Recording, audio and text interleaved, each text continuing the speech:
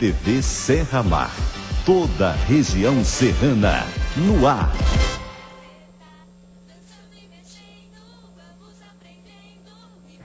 Olá, boa tarde. Sábado de sol forte no Rio e muito movimento nas praias e no Piscinão de Ramos, como a gente vê aqui nessas belas imagens. Também temos as informações ao vivo da região serrana. Depois da chuva, as ruas de Friburgo estão atoladas de lixo e lama. Barracas que vão abrigar famílias que perderam tudo, perderam as casas na enchente, já estão sendo montadas em São José do Vale do Rio Preto. E no Rio, o ministro da Saúde visita as vítimas da tragédia no Hospital de Bom Sucesso. E toda essa chuva prejudicou a agricultura. O preço do chuchu, por exemplo, disparou, subiu mais de 100%. E você, gostaria de adotar um animalzinho resgatado nos municípios castigados pela enxurrada? O RJ mostra uma feira de filhotes que precisam de carinho e um novo dono. E hoje tem programão aqui no RJ. Fábio Júdice circulou pelas ruas de um dos bairros mais charmosos do Rio, que está em alta na novela Insensato Coração. Não perca! Fique com a gente, o RJ está no ar trazendo todas as notícias deste sábado para você.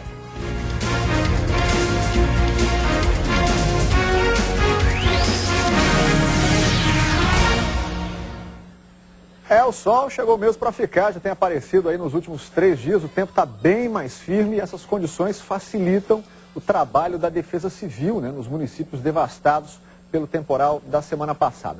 Nós começamos essa edição de sábado do RJ indo direto a Nova Friburgo, conversar com o Guilherme Peixoto, para saber as informações por lá. Também tem muito sol por aí, né, Guilherme? Boa tarde. Olá, boa tarde. O tempo continua firme aqui na região serrana, o que tem ajudado bastante os trabalhos de busca. Só ontem foram resgatados e encontrados mais 20 corpos. Hoje as equipes de socorro trabalham nos distritos de Campo do Coelho e também em Conquista. Nova Friburgo já soma 381 mortos e mais de 5.000 pessoas entre desabrigados e desalojados. E hoje o Ministério Público também atualizou a lista de desaparecidos. Já são 127 aqui em Nova Friburgo, 430 em toda a região serrana. Aqui na cidade, o serviço de identificação é feito no Instituto Estadual de Educação. Aqui em Nova Friburgo também continua pelas ruas o trabalho de limpeza, mas ainda há toneladas de lama e muito o que ser feito. Ainda há áreas na cidade sem luz, sem contato e pelo menos 30% das casas continuam sem abastecimento de água. E a falta de coleta de lixo é outro problema que tem incomodado os moradores. Pelas ruas é possível ver toneladas de lixo. Vejam na reportagem. A montanha de lixo já ocupa toda a calçada. Mais de uma semana depois do temporal, o serviço de coleta ainda está paralisado em vários bairros de Nova Friburgo. As sacolas lotam os depósitos. Estão até no canto da rua. Um transtorno que incomoda os moradores. A minha preocupação é que vai dar doença nas crianças aí. Poxa, não é possível um troço desse, não é? Tá vivendo um caos mesmo. Porque daqui pra cima tem também, ela. Entendeu? Segundo a concessionária responsável, o problema acontece em pelo menos 10% do município. O motivo é a dificuldade de acesso a alguns bairros. Buracos nas ruas e quedas de barreiras impedem a chegada dos caminhões. O trabalho só deve ser restabelecido na semana que vem. O trabalho de rescaldo continua por toda a cidade. Pelo menos 150 caminhões e máquinas ajudam a retirar entulho. O terreno às margens da RJ 130 é um dos 20 locais usados como depósito. Por causa do movimento, o trânsito no local está lento. A estimativa da prefeitura é que sejam retirados mais de 1 milhão de toneladas de lama. Nós voltamos a falar ao vivo agora com informações de Bom Jardim. Chegou ontem ao município uma ponte metálica vinda do Rio Grande do Sul que vai permitir o acesso à cidade. Até agora esse acesso está sendo feito de forma improvisada, como você vai ver aí as imagens. Ontem essa estrutura chegou através de um transporte feito pelo Exército. A estrutura vai ser montada entre o distrito de São Miguel e o centro da cidade e vai permitir o acesso ao município. A montagem deve começar ainda hoje e a previsão é que dure até 5 dias. A ponte tem 61 metros de extensão e capacidade para até 60 toneladas. Ela também vai servir de caminho alternativo à RJ 116, que continua interditada. Além da ponte principal, também vai ser montada e instalada uma menor para a passagem dos pedestres. 45 homens do Exército também vão trabalhar nesse serviço. Voltamos ao estúdio. Obrigado. Guilherme Peixoto falando direto de Nova Friburgo com essas informações. Outro município também bastante atingido foi São José do Vale do Rio Preto. O rio ali corta a cidade e devastou praticamente todas as casas que estavam na margem margem, o rio subiu quase 10 metros acima do nível normal. E, pois é, e por lá em São José já começaram a ser montadas centenas de barracas para abrigar as vítimas desse município também atingido pelas chuvas, pessoas que perderam as suas casas. As tendas são semelhantes às usadas no terremoto do Haiti. Ao todo, 150 barracas serão montadas em São José do Vale do Rio Preto. Este campo de futebol, no bairro Águas Claras, foi escolhido para abrigar as tendas que vêm em um kit como este. Cada um pesa 55 quilos. Para dar conta do recado, só mesmo com a ajuda de voluntários. E eles não são poucos. Como é que você ficou sabendo todo esse motivo? Pela rádio, tá sendo avisado pela rádio que quem tiver disponibilidade que é para vir ajudar. Sendo amigo ou desconhecido que vale ajudar. A prioridade é atender a idosos e gestantes. 4 pessoas da equipe de emergência da ONG responsável pelo trabalho participam da montagem. Iniciar o resgate da cidadania, o resgate da autoestima, né? Das pessoas que estão, perderam as referências, né? Perderam tudo. Na cidade são 320 desabrigados e 400 desalojados. A expectativa é de que as famílias sejam encaminhadas às tendas dentro de 5 dias. E olha, a previsão é de que outras tendas como essas que nós mostramos aí na reportagem também sejam montadas em Nova Friburgo, Petrópolis e Teresópolis ao longo das próximas semanas. O temporal na região serrana também deixou muitos feridos e lá a dificuldade do atendimento é muito grande. Os hospitais também foram invadidos pela água. Pois não. Pois bem, muitos desses feridos na tragédia de lá foram trazidos para hospitais aqui do Rio. Hoje de manhã, o ministro da Saúde visitou algumas vítimas internadas e depois ele seguiu para um sobrevoo no município de Nova Friburgo. 24 pessoas permanecem internadas no Hospital Federal de Bom Sucesso. Desde sábado, a unidade já recebeu 60 vítimas da enchente na região serrana. Outros 6 hospitais federais no Rio também estão recebendo pacientes. Hoje pela manhã, o ministro da Saúde, Alexandre Padilha, esteve no setor de internação e anunciou medidas para reestruturar o atendimento público em toda a região serrana. Além dessa ação de resgate imediato, nós tomamos decisão ontem de estruturar de forma permanente o SAMU regional, como um sinal também da reconstrução que nós vamos ter que fazer naquela região. A visita durou pouco mais de 40 minutos. 4 pacientes continuam em estado gravíssimo. Outros 20 permanecem em observação. Parentes que acompanham todos os dias a recuperação das vítimas contaram o que viveram na hora da enxurrada. Nós estávamos em casa, aí teve um falso alarme lá que tinha rompido uma represa depois daquela noite toda. Aí todo mundo saiu correndo procurando os morros para subir. Aí ele também ficou desesperado e infartou. Aí a gente correu com ele para o hospital de campanha que o Exército tinha montado. Perdi amigos, né? Vizinhos.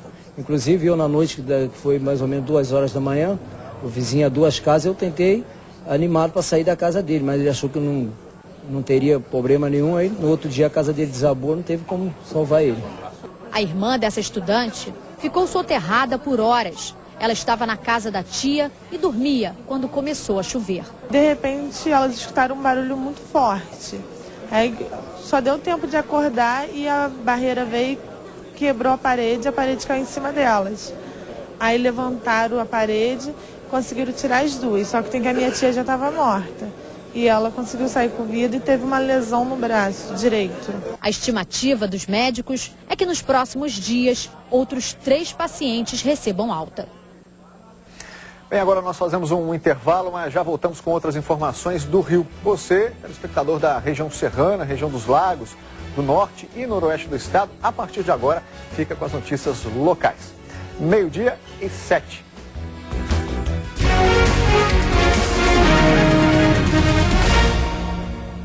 Olá, muito boa tarde. O RJ Inter TV já está no ar. Você começa a acompanhar agora outras notícias do interior do estado, 12:10. Nós vimos no Jornal Integrado com o Rio de Janeiro que a ponte metálica que vai ser colocada em Bom Jardim está sendo montada a partir de hoje. Em 5 dias, o trabalho deve ser concluído. Nós vamos a Nova Friburgo conversar com o Guilherme Peixoto ao vivo. Oi, Guilherme, muito boa tarde para você. A chegada dessa ponte metálica, enfim, vai tirar esse isolamento de Bom Jardim, né? Oi, Ana, boa tarde para você e a todos que nos acompanham ao vivo. Essa estrutura chegou ontem à noite, veio do Rio Grande do Sul e foi transportada por homens do Exército. E a promessa é que essa estrutura, sim, acabe com esse parcial isolamento de Bom Jardim e garanta também o acesso ao RJ-130, que continua isolada. Quem esteve lá cedo, hoje, foi a repórter Bárbara Zaganelli e o cinegrafista Alex Almeida. Os caminhões carregados com materiais que serão usados na montagem das pontes metálicas estão neste ponto destruído pela correnteza na RJ-116 em Bom Jardim. Homens com a ajuda de máquinas da concessionária responsável pela rodovia fazem a reconstrução do trecho levado pela água. Com a queda do asfalto, o local se transformou em uma barreira de acúmulo de lixo. Juntou muita geladeira, tanquinho, juntou muita coisa. Este caminho alternativo que liga Nova Friburgo a Bom Jardim também está com acesso interditado com a obra. Esperança, né, de que a vida volte ao normal, né? Que a gente consiga voltar a trabalhar, embora tenha perdido casa, mas a vida está aí, tem que continuar, né? Tem que refazer, né? A comunidade de Bom Jardim só não está completamente sem acesso por causa desta passarela. Por aqui passa até o combustível que abastece máquinas e carros que levam donativos. Como só tem do lado de lá em Bom Jardim, nós trazemos cerca de 2.500 litros de combustível mais ou menos do outro lado e atravessamos pela ponte de 20 em 20 litros para abastecer os carros do lado de cá. Para dar segurança à população e evitar tumulto, nem todos podem passar ao mesmo tempo. Mais de 5 pessoas por vez. Essa ponte de madeira será substituída por uma ponte metálica para a passagem dos carros. Mas antes dela ser retirada, será construída uma outra ponte metálica bem próxima onde nós estamos, por onde os pedestres vão poder passar.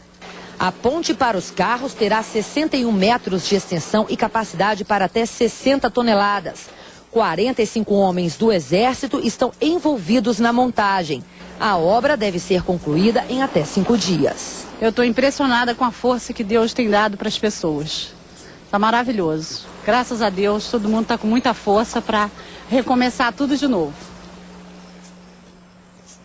A expectativa dos moradores é claro que essa estrutura fique pronta logo e a promessa do Exército é que a montagem comece hoje e fique pronta em até 5 dias. E ainda nessa edição do RJ nós voltamos ao vivo aqui de Nova Friburgo com outras informações sobre o temporal que castigou a região serrana. Ana Paula.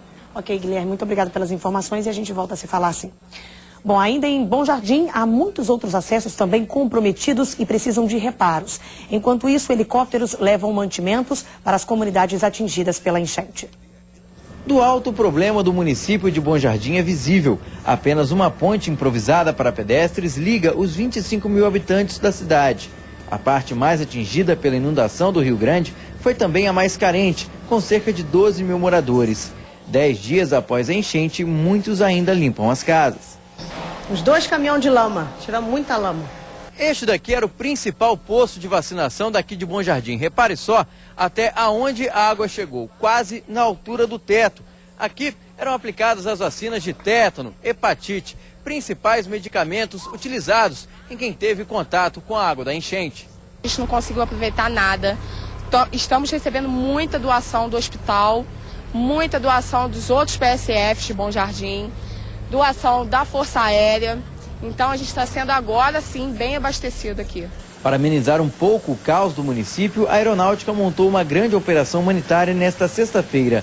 3 toneladas de mantimentos e remédios foram levadas dentro de helicópteros. Tem uma parcela razoável da sua população totalmente ilhada, sem recurso de saúde, porque não se pode chegar por meio rodoviário a esse local e existem subdistritos que estão mais ilhados ainda. Nesta escola, os militares improvisaram um pronto-socorro. Atenderam dezenas de pacientes, entre crianças e idosos. O local funciona de abrigo para 33 pessoas, como o Gilcimar, que está aqui com a família. Aqui nós estamos bom, tem tudo, né?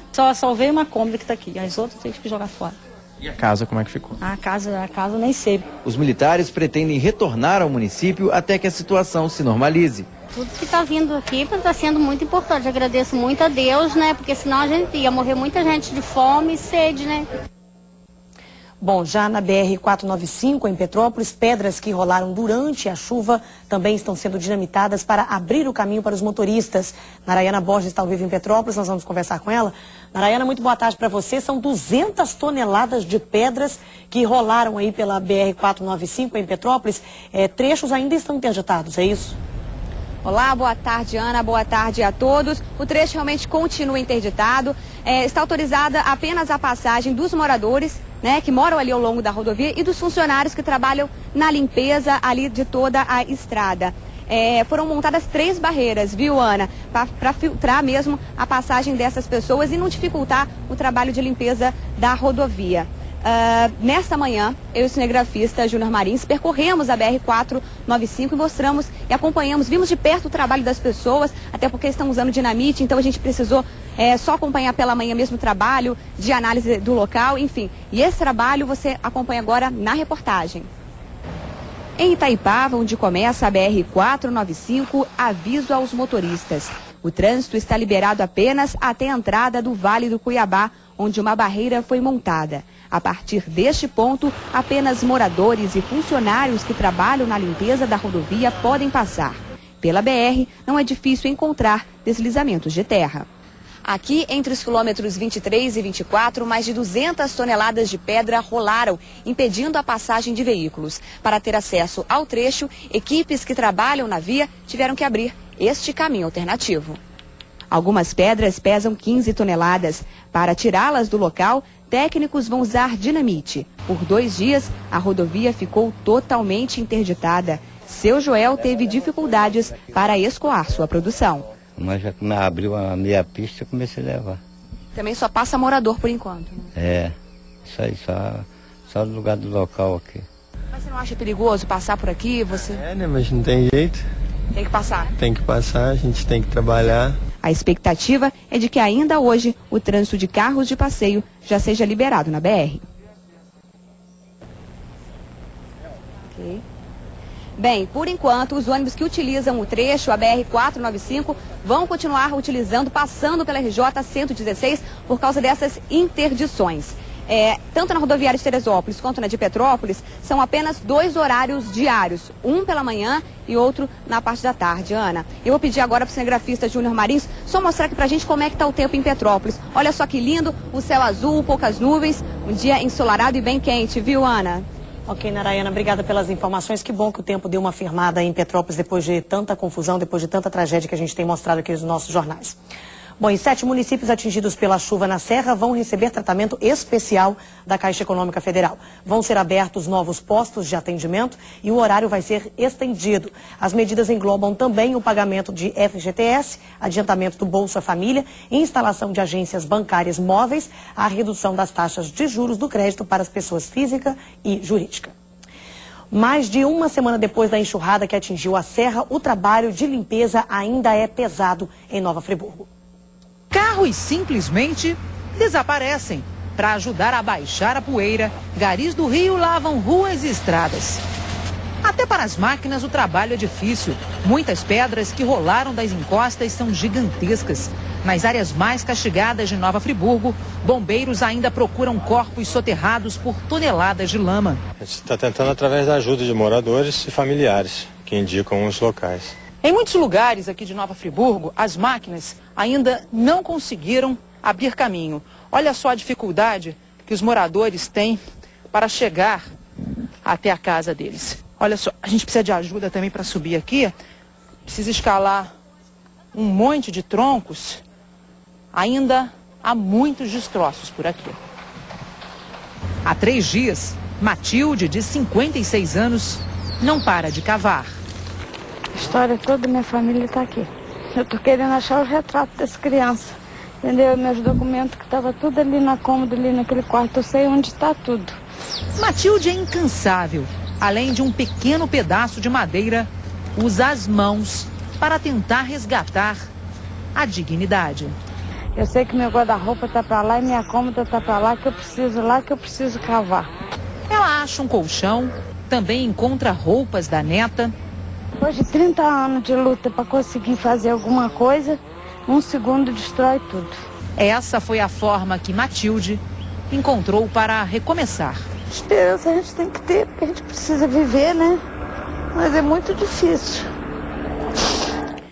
O RJ faz um intervalo e na volta tem o trabalho de prevenção em áreas de risco em Rio das Ostras. A tragédia na Serra acendeu o alerta em outras cidades. E uma reunião em Nova Friburgo para definir como reconstruir o município e retomar a rotina depois dessa tragédia. 12h, 20 minutos, a gente volta em instantes.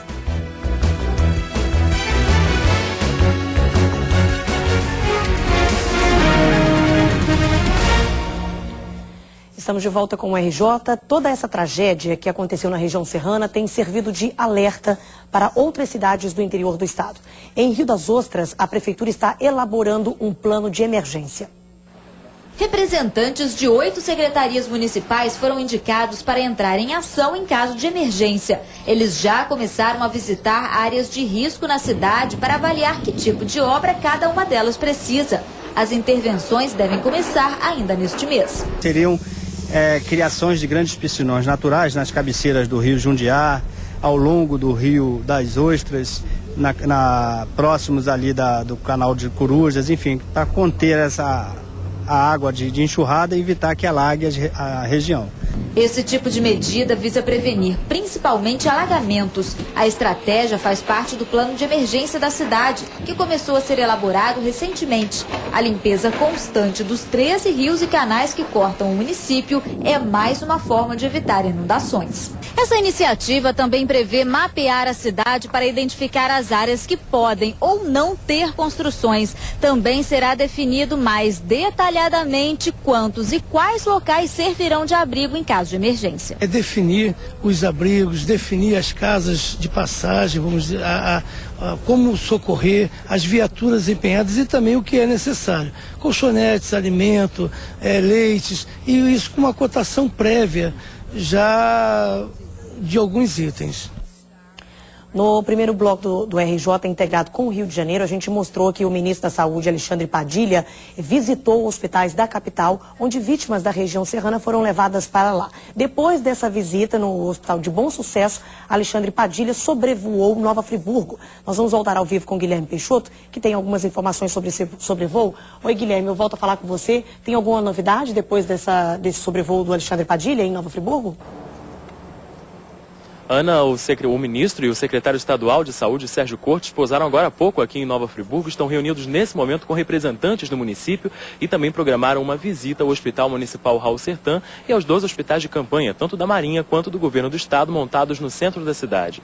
Agora a gente muda um pouquinho de assunto, fala de um evento que aconteceu ontem à noite aqui na cidade, que reuniu empresários e representantes do poder público para discutir a reestruturação da cidade em função das perdas na economia por causa do temporal. Pelo menos 80% das empresas friburguenses tiveram prejuízos.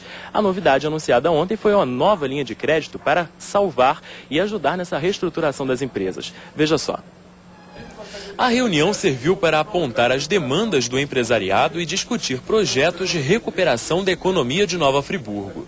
O debate tem o objetivo de evitar o enfraquecimento das empresas que tiveram prejuízos com o temporal. É um momento de recuperação e a gente precisa de ajuda.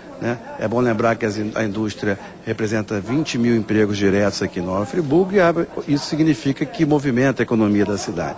As discussões lotaram o auditório da prefeitura. Também participaram representantes de associações e da sociedade civil organizada. Foram expostas preocupações e propostas para a região. Não adianta ficar prometendo o que a gente não pode fazer. É posicionar a população do que a gente pode fazer e qual o tempo estimado para fazer. Um levantamento da Firjan apontou que quase 80% das empresas de Nova Friburgo sofreram impactos diretos com o temporal. Para ajudar na recuperação, o governo anunciou a liberação de uma nova linha de crédito do BNDES no valor de R$400 milhões. O dinheiro é destinado aos 7 municípios atingidos.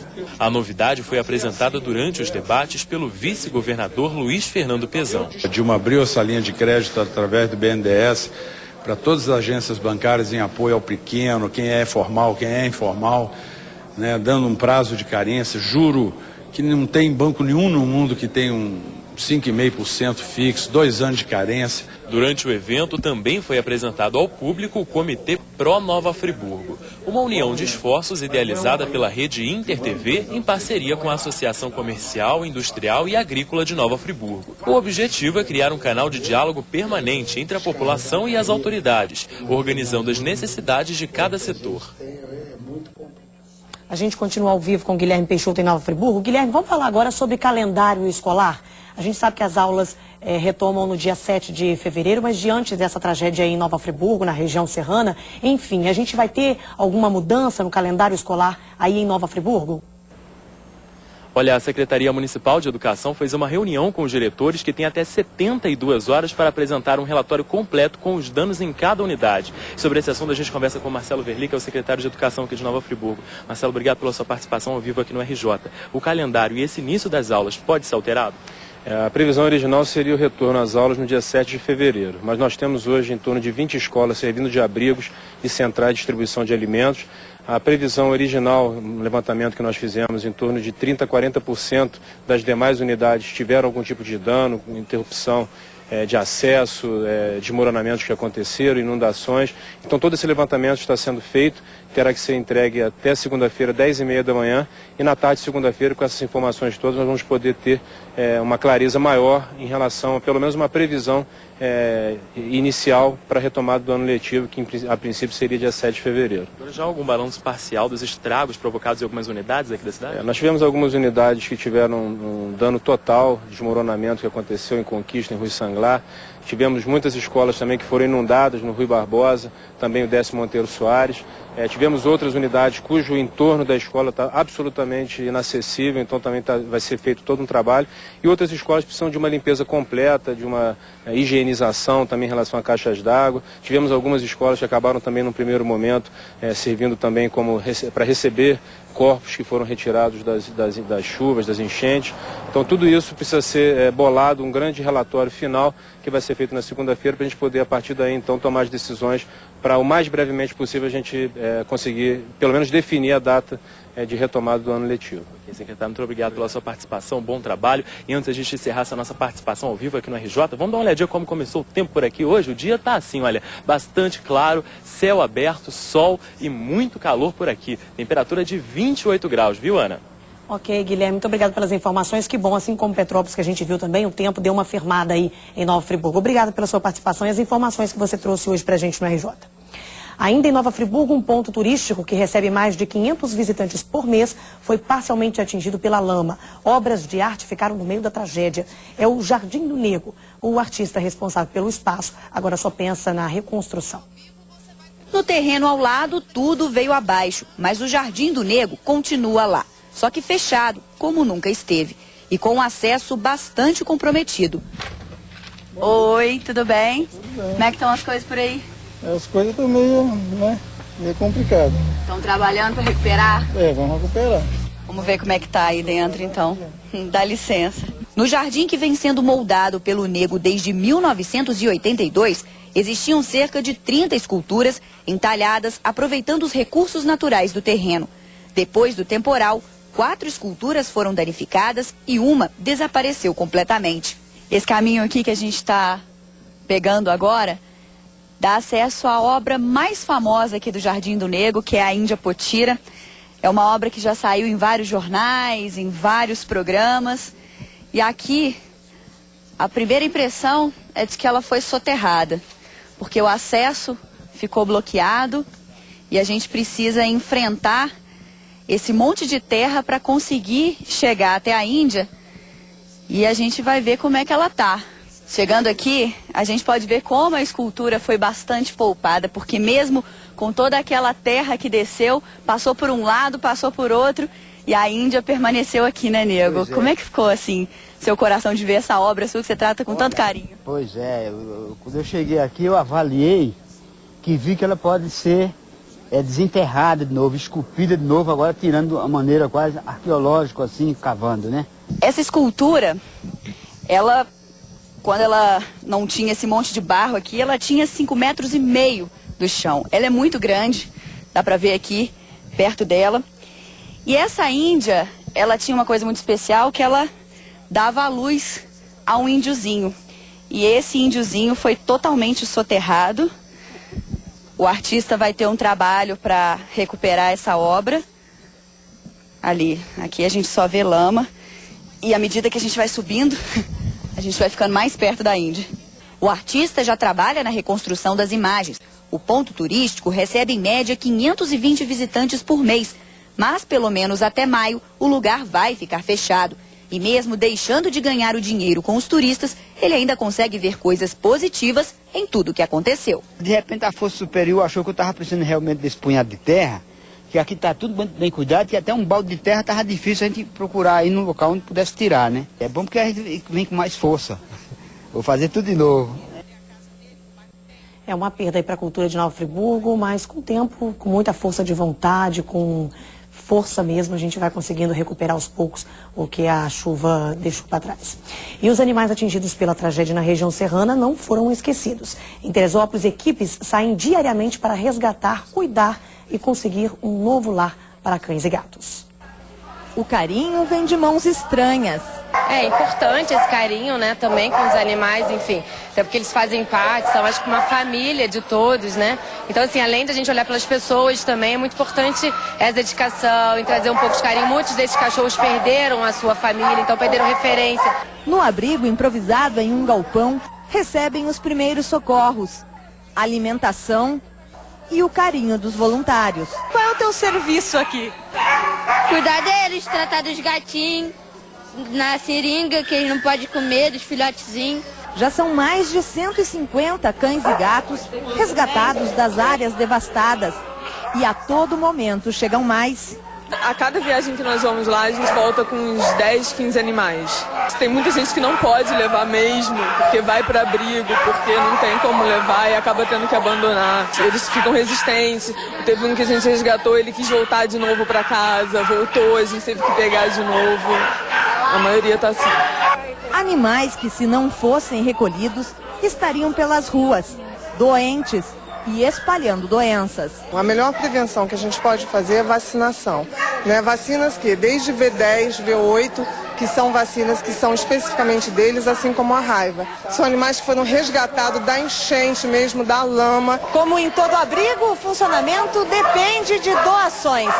Aqui as necessidades são coleira, corrente, ração para cães e gatos e principalmente medicamentos. Outro desafio é encontrar um novo lar para eles. Todos estão cadastrados para a adoção. A pessoa preenche todos os documentos necessários e leva o cão. Porque se a gente precisar rastreá-lo, a gente sabe onde encontrá-lo, né? Mas e se um dono quiser reconhecer ele e quiser de volta? Ele tem todo o direito de levá-lo. E o que a gente mais quer é que eles encontrem os seus donos. Porém, a gente sabe que muitos deles jamais vão conseguir fazer isso, porque seus donos não estão mais aqui entre nós. Magali, como foi batizada, saiu para uma voltinha. Não vai mais voltar ao abrigo. A cachorrinha encantou Daniela. Sabe, quando você olha pro cachorro e fica dando aquele brilho no olho, aí como se ele estivesse chamando a gente pra gente adotar ele. Eu acho que esse aqui vai se sentir muito feliz lá em casa. Eles merecem carinho, são vidas também, né, gente? Olha só, o abrigo de animais de Teresópolis funciona na rua Caramuru, número 200, no bairro Meudon. Nós vamos para o nosso último bloco e depois dos comerciais tem as notícias do esporte e muita agitação também com o Cabo Folia. Ontem, quem colocou mais de 10 mil pessoas para correr atrás do trio foi Claudinha Leite. E tem também agitação nos camarotes. 12h e 37 minutos, a gente volta já já com essa noite que esquentou o Cabo Frio.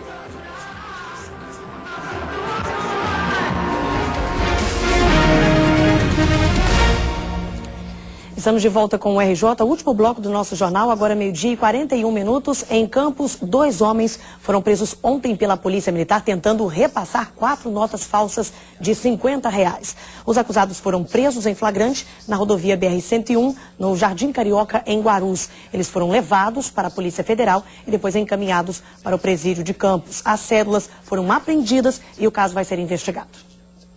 Ontem foi a segunda noite do Cabo Folia. A principal atração foi Claudinha Leite. A cantora levou mais de 10 mil pessoas ao local do evento em Cabo Frio. E parte do público ficou nos camarotes. Mas a maioria mesmo queria ficar na pista, atrás do trio elétrico. Era 1h da madrugada quando o trio elétrico de Cláudia Leite entrou na pista para balançar o público.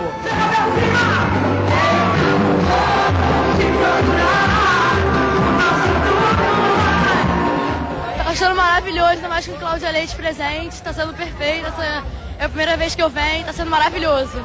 A terceira noite do Cabo Folia reuniu mais de 10 mil pessoas dispostas a dançar e se divertir. O camarote tem suas vantagens de privacidade, meu artista passando pertinho, mas o que a maioria gosta é isso aqui, a pista, é andar atrás do trio elétrico e acompanhar durante todo o percurso. do trio! O Abadão melhor! Esta é a 13ª edição da maior micareta fora de época do interior do estado. No Cabo Folia tem axé, samba, batuque e sertanejo. Jorge e Matheus fecharam a noite. Estou gostando muito, tanto das atrações, misturando um pouco agora, né? Além do axé de todos os anos, vai rolar um sertanejo e é uma febre o sertanejo no Rio. É melhor, bem melhor, mais cheio, né? Bem mais animado, as bandas melhores.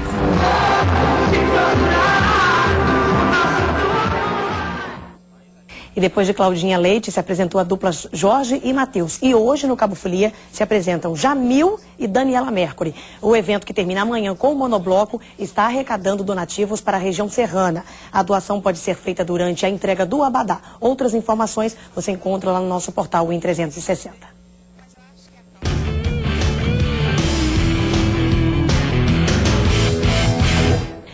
Começou hoje cedo na praia de Gruçaí, em São João da Barra, a primeira etapa do Circuito Estadual de Bodyboard em 2011. A etapa é válida também pelo Circuito da União de Campos e São João da Barra. A etapa reúne atletas das cidades da região e de outros estados. 110 pessoas participam da competição, número que é considerado recorde pelos organizadores. Nicole é a 7ª melhor do mundo no bodyboard e já foi campeã estadual por 3 vezes como amadora. Desta vez, ela disputa como profissional. Eu estava mais focada no brasileiro e no mundial, mas agora eu quero tentar o meu 4º título. Bom, e neste fim de semana seguem os jogos pela 2ª rodada do Campeonato Carioca e os torcedores que quiserem comprar ingressos para a partida entre Cabofriense e Botafogo devem ficar atentos a uma mudança, hein? Como o estádio Alair Correia não foi liberado para receber os jogos dos times grandes no Campeonato Estadual, a partida foi transferida para o estádio Cláudio Moacir, em Macaé, no norte do estado. O duelo acontece no domingo, às 7h30 da noite, e os ingressos serão vendidos no próprio Cláudio Moacir a partir de hoje, das 2 da tarde às 7 da noite, e no domingo, a partir das 8 horas da manhã. E unindo esporte à solidariedade. Amanhã, em Petrópolis, tem uma partida de futebol especial. Craques que fizeram parte aí da seleção brasileira que conquistou o Tetra vão ser destaque nesse jogo. E a gente vai falar com a Narayana sobre essa partida de famosos aí. Narayana, volto a falar com você. Essa partida é para ajudar as vítimas da região serrana aí, né? Como é que vai ser isso?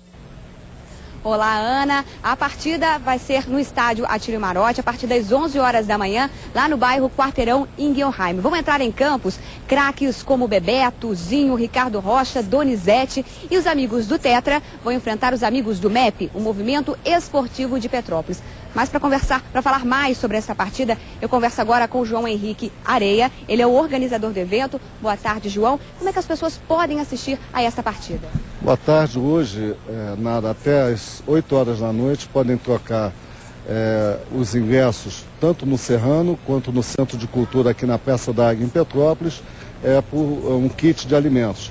Quem tiver dúvida com relação ao kit e trouxer uma lata de leite em pó, 1 quilo de arroz, feijão, alimentos não perecíveis, também vai poder trocar pelo seu ingresso. Na verdade, o ingresso é de graça, né? As pessoas podem nesses pontos para adquirir, é isso? Exatamente, é proibida a venda do ingresso, os alimentos são para as vítimas das enchentes, né? E pode ser trocado hoje, como eu disse, no estado do Serrano e no Centro de Cultura, e amanhã lá no ginásio do Serrano, ao lado do estádio, também vamos ter um posto de troca desde as 8 horas da manhã até a hora do jogo, então as pessoas também vão poder trocar lá. João, para a gente até encerrar e para as pessoas entenderem um pouquinho esse trabalho, qual a importância dessa partida? Olha, várias, né? Primeiro pelo caráter humanitário, a ideia do Bebeto, da Denise, sua esposa, né? Foi fantástica, nos procuraram. E aqui o movimento esportivo de Petrópolis, né, que é um movimento que visa fazer de Petrópolis uma das subsedes dos eventos esportivos que nós vamos ter no Rio de Janeiro. Então juntou duas coisas importantes. As pessoas vão conhecer o movimento, que a gente pretendia anunciar em breve, e acabou que, em função dessa tragédia, as pessoas vão conhecer agora. Muito obrigada pela sua participação, João. Voltamos ao estúdio. Ana. Ok, Narayana, muito obrigada pelas informações. Boa ideia essa aí para ajudar o pessoal da Serra. E o RJ termina aqui, a gente se encontra logo mais no RJ Inter TV segunda edição. Uma ótima tarde para você. E a gente vai encerrar o jornal de hoje com as imagens do show animado de Claudinha Leite de ontem à noite no Cabo Folia. Tchau.